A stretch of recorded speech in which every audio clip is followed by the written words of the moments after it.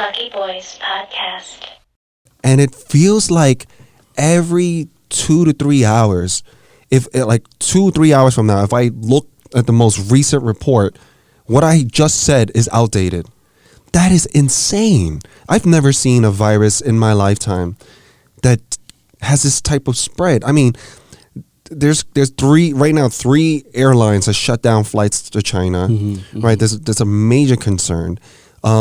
The U.S. Along with a couple of other, Japan and I forget one more country, are not allowing any people to come in without being quarantined. Right, out of those countries that are affected.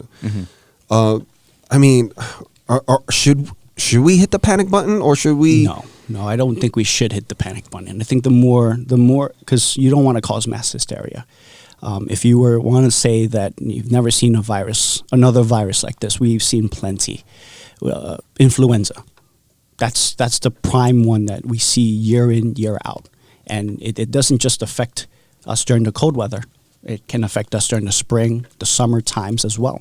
So influenza is a virus that is year long. I think the more scary thing about this virus is that, one, it's new. Two, we don't know where it's coming from. And there's a lot of unknowns out there right now. The CDC, the WHO, the World Health Organization, they don't know per se where this virus is coming from. There's a lot of reports coming in towards the end of December that this virus could have came from the seafood markets in the wet Wuhan. Animal market in Wuhan, right? And because of that unknown, we don't know, hey, can it spread from person to person? And now we have some data to say, hey, it can spread from person to person. Very fast. It's likewise with the influenza too. With the flu itself, it can spread from person to person. The seasonal flu. Yeah, the seasonal flu. But with this type of speed? Yeah. It can? Yeah. I mean, every flu season we're always more concerned. I think but with the regular flu, we don't shut down flights. You don't. We don't lock down cities. Well, China's on lockdown. I mean, the cities are locked down. Some people are confined to their homes. That's because it's an unknown flu virus. It's unknown. Right? With the flu, there is a vaccine.